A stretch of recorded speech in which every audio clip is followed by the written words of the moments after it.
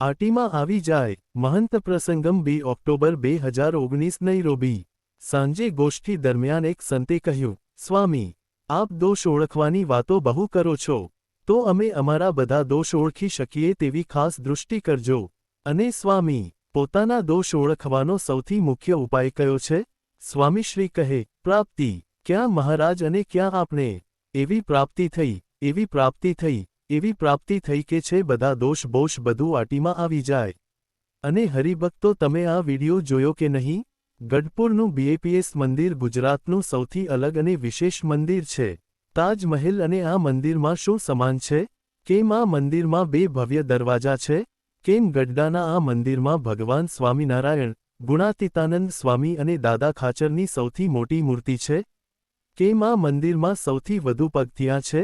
આ વિડિયોની લિંક નીચે આપેલી છે. ક્લિક કરીને જુઓ.